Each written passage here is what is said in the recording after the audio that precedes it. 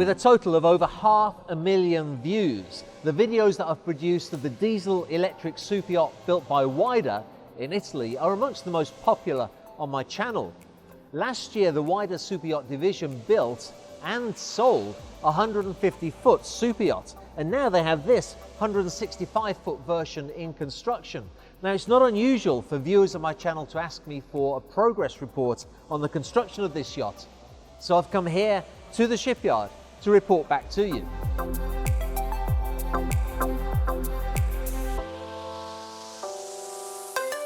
The WIDER 165, known as Project Cecilia, benefits from the same diesel-electric technology as the 150-foot version.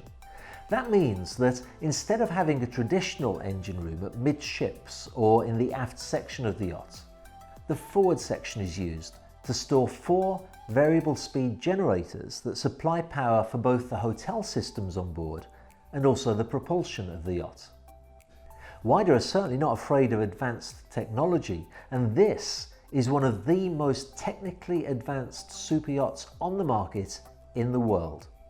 The power produced by these generators pass through hotel and propulsion switchboards, which are specifically built for this yacht, and then they go on to whatever appliance is drawing the power, whether that be a power outlet in a cabin or the propeller pods that are driving the yacht.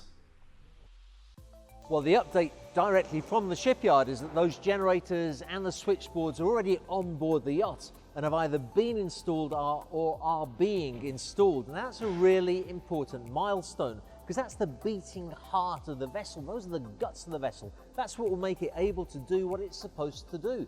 That is to say, take an owner and his family and his friends out into the ocean in safety and in comfort, visiting places and having fun.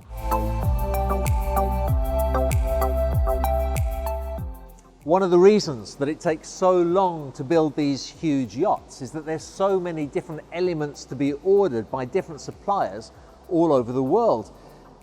Take these propeller pods, for example, which are produced by WIDER and are electric just like everything else on the yacht. I can only imagine how long it must take from the time you order it to the time that it actually arrives here in the shipyard. So the fact that it's here is a big step forward, and this one you can see is ready for being fitted. The other one is already almost being completed to be fitted. It's not just technical elements either. The aesthetics of the yacht takes a long time, both with the decor on the inside and also on the outside of the yacht. Whilst the technical staff of WIDER work hard installing systems on board, other workers are dedicated to fairing and priming the hull so that she looks splendid when the eventual owner takes delivery of her. On this visit to the shipyard, I saw that the hull had already been faired and various areas of the superstructure have been primed, with the show coat completed on the sun deck and the upper deck. Meanwhile, much of the interior cabinetry has been completed and a lot of it has been fitted too inside. The style of the interiors of this yacht is very clean and very modern. There's a lot of use of marbles and granites, which gives a really light and airy appearance throughout the yacht. Although materials such as this, of course, will be among the last things to be fitted. Now, if you're wondering why it is that I'm showing you renderings of the yacht rather than a film of the actual yacht itself, since I'm here, let me explain to you the reason why. During the build process, the whole of the super yacht is completely undercover, as are most of the components.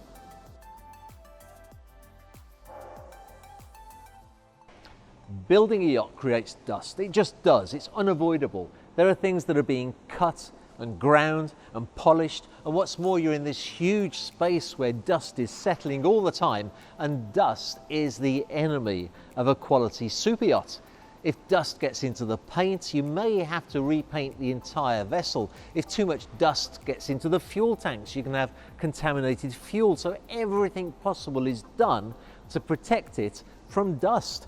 Everything is undercover. And what's more, there's a very powerful extraction system all the time, which you may actually be able to hear in the background while I'm filming this video. So that's great for the construction of a quality super yacht. Not so good when you're trying to film a video review. Project Cecilia is well on track to be launched towards the end of February, beginning of March next year. Now after the launch there'll be about 3 months of sea trials, which is quite normal, and during that time they'll also probably finish the minor details of the decor inside, so you can safely say that this is a yacht that will be ready for delivery to the new owner for the summer of next year. Now if you enjoyed this video update, do let me know in the comments below, and I'll try to get back to the yacht once it's been launched and it's a lot easier to see. Also, if you have any questions, please feel free to let me know about them in the comments section. I'll do my best to answer them if I possibly can. And talking of the comments section, next week's video is a questions and answers video. I do receive a lot of questions in the comments, and I'm going to make a video specially to answer some of them and also some of the more interesting comments that arrive. So make sure that you don't miss that by subscribing to my channel.